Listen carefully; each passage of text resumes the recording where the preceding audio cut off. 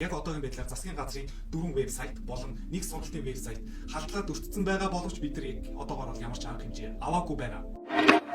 Welcome to Halabrain Code. Нэг. Окей, бүгдээрээ сайн байна. Намайг Балжиргдэг. Японы Токиогоос ирэх бичлэг хийж байна. Өнөөдөр Монгол улсад кибер аюулгүй байдлын халдтууд, дайралтууд ямар хэмжээнд байгаа вэ? Энэхүү халдалт дайралтууд амжилттай болчлоо гэсэн мэдээлэл олон нийтэд дэлхийд дахина ил тод болоход бид нар хэр хурдан ямар арга хэмжээг авч чадж байна. Энэ талаар дэлгэрэнгүй хүмүүст танилцуулгаар бичлэг хийж байна. Шалтгаан нь юу гэвэл яг одоогийн байдлаар засгийн газрын 4 вебсайт болон нэг сургалтын вебсайт халдлагад өртсөн байгаа боловч бид нар яг одоогоор бол ямар ч арга хэмжээ аваагүй байна. Та бүхний харж байгаачлан Zone X гэсэн сайт байна. Энэхүү сайт дээр болохоор халдлага хийгдсэн, халдлагад өртсөн сайтуудын мэдээллүүд бол орж ирдэг. За энэхүү мэдээллийг оруулж ирэхдээ тухайн хакер нь өөрөө оруулж ирдэг. За энэ ч сарын л да 3 сарын 25-нд 3 сарын 25-нд Шарга Алтай Go цэгийн буюу засгийн газрын харьяа бүхий домен хаягтай нэгэн вебсайт байх нь. Энэхүү вебсайтн дээр юу болсон бэ гэдгийг бүгдээрээ хараад үзье. За яг одоогийн байдлаар Шарга Алтай Go цэгийн дизайн талдаа нэг жоохон эвдэрсэн байгаа юм шиг байна. Яг юу байдаг, яг ямшуухан бүтцтэй байгаа зүйл нь болохоор одоогоор бол тодорхойгүй.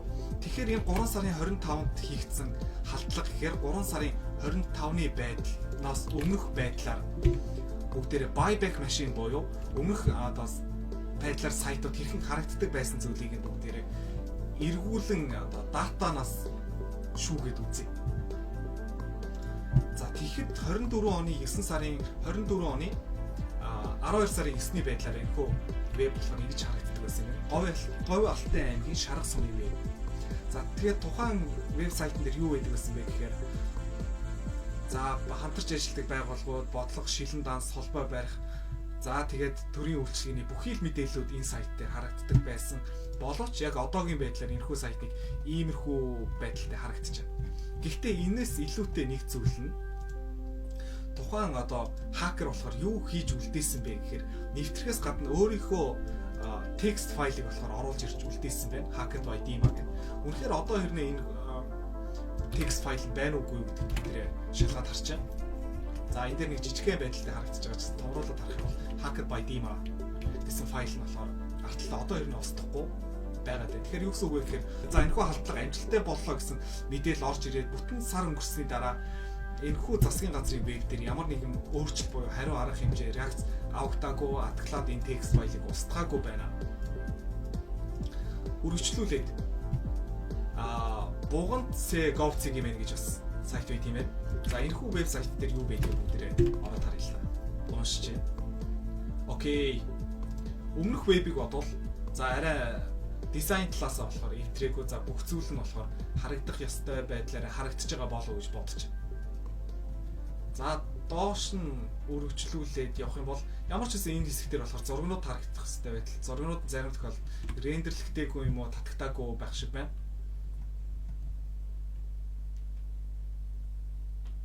Hacked CMG team. Бодвол энэ Бангладеш энтрийн туг далбаа байх шиг байна тийм.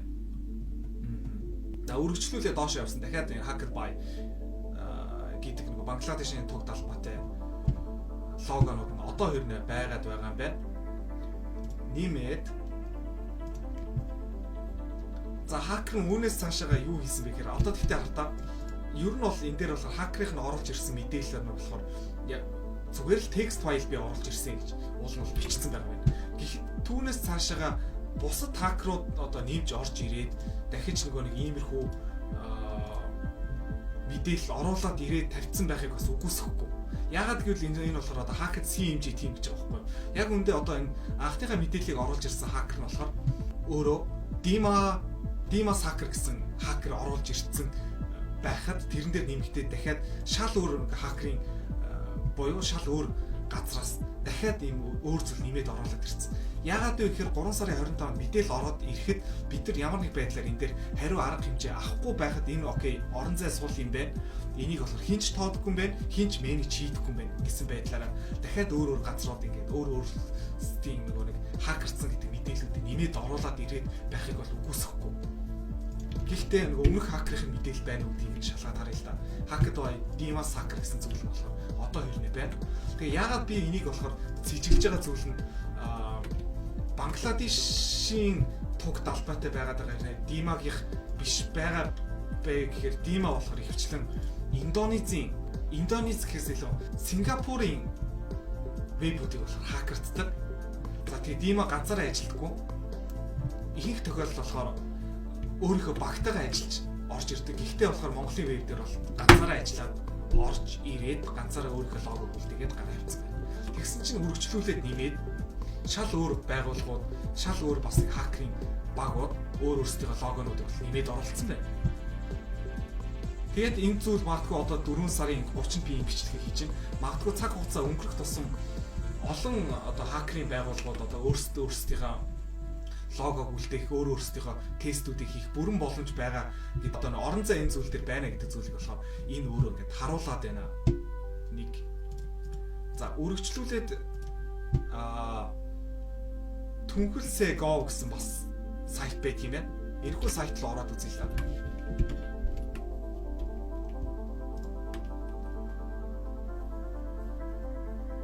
Уншиж. Окей. Түнхэлсээ Go цэгийн харах юм бол мөн ялгаа байхгүй засгийн газрын харьяа бүхий доментэй хаяг. За энэ дээр бол зургнууд нь болохоор рендерлэгдэж гарахгүй байна. Магадгүй зургнууд нь татагдахгүй байж магадгүй. Гэхдээ энийг болохоор рендерлэгдэхгүй байгаа гэж бодож байна. Шалтгаан зураг харагдахгүй байлаа гэхэд ядч Alt-X суулна харагдмаар юм.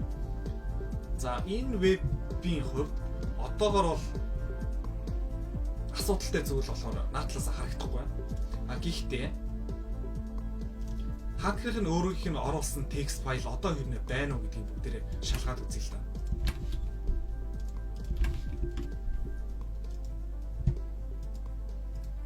За энэхүү текст би нэг үсэг дутуучсан байна.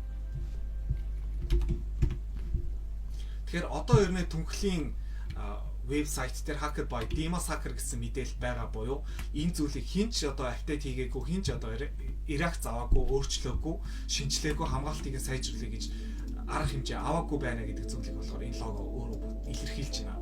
Тэгэхээр мөн ялгаа байхгүй өмнөх вебтэй адилхан нэг хакер нь хакертад ороод ирэхэд ямар ч хариу арга хэмжээ аваагүй бол дахиад өөр одоо хакерууд нэмээд өөрсдийнхөө лого байршуулах, өөрсдөө дахиж улам илүү хакертж үүсгэх сонирхлыг болохоор энэ бол улам илүү нэмж байгаа гэсэн тийм эрсдэлтэй. За нэмээд өргөжлүүлээд үзэхэд 2025 оны 1 сарын 21-нд IT сэдвүүцгийн мэн гэсэн сайт дээр Redmi HTML файл нь өөрчлөгдсөн гэсэн. За энэ дээр бол ямар нэгэн тийм өөрийнхөө логог бол үлдээгээгүй. Гэхдээ яг энэ сайт руу ороод хараад үзье л да. За сайт дуудагдчихэв. Окей. Их засаг их сургуулийн вебсайт байх нь байна. За энэ дээр бол зургнууд болохоор дуудагдчихэв. Ямар нэгэн хакерын лого гэдэг шиг занл хийлсэн за иймэрхүү мэдээлэлүүд болохоор бас байхгүй байна. Гэхдээ бүгдээрээ хойдолд нь ямар кодууд байгаа вэ гэдэг зүйлүүдийг нь дэлгэрэнгүй детальчлалны харах юм бол энэ дээр нэг сэжиг бүхий нэг зүйл байна.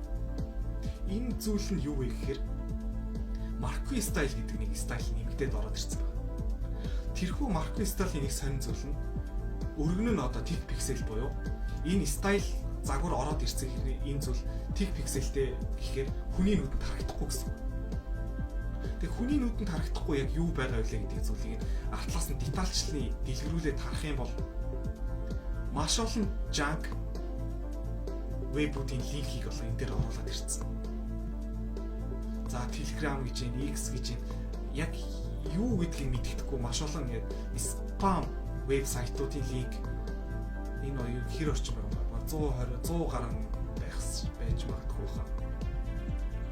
За яагаад иймэрхүү спам хаягнууд энэ дээр оруулаад ирчдэг вэ гэхээр дараа нь одоо энэ вебийг дуудахад ачааллахад болохоор энэ линкүүд байгаа гэдэг мэдээлэл нь бас адилхан дуудагдана. За тэгэхээр Google-ийн CEO engine дээр за энэ вебсайт болохоор эрсдэлтэй байна, аюултай байна гэдэг зүйлийг гаргаад ирдэг гэсэн үг. Тэгэхээр энэ вебийг болохоор Google-ийн хайлтан дээр болохоор гаргаж ирэхгүй тохиргоотой Google болохоор цаанаасаа энийг болохоор энэ вебийг болохоор эрсдэлтэй гэж үзээд хаачих буюу одоо бид нар search хийгээд үзэхэд гарч ирэхгүй болох магадлал буюу тийм аюул эрсдэл бол бас байна тийм. Ийм байдалтай болсон байна. Тэгэхээр магадгүй энийг бас устгах юм бол устгах дээрээ нэмээд бас ингээд аюулгүй байдлаасаа жоохон хамгаалтуудыг бас нэмээд хийхгүй бол хожим хойно бас энэ веб харагдахгүй болох эрсдэл бас байна. Үргэлжлүүлээд. За булган DD Gov гэмээр гэсэн бас нэг сайт байдаг юм байна. За энэ булган DD Gov гэмээр дээр бас юу байдаг юм бэ гэдгийг бүгдээрээ хараад үзье.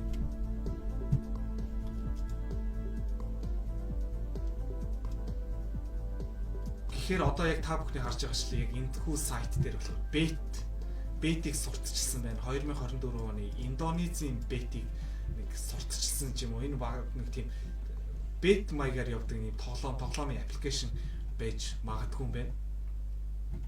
Тэгэхээр энэхүү веб болохоор хизээ хакертуулсан бэ гэхээр 24 оны 2 сард буюу бүтэн жилийн өмнө.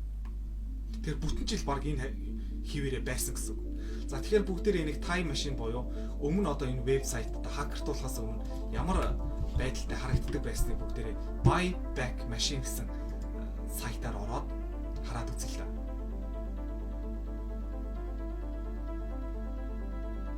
За яг одоогийн байдлаар болохоор иймэрхүү байдалтай харагдчихэв.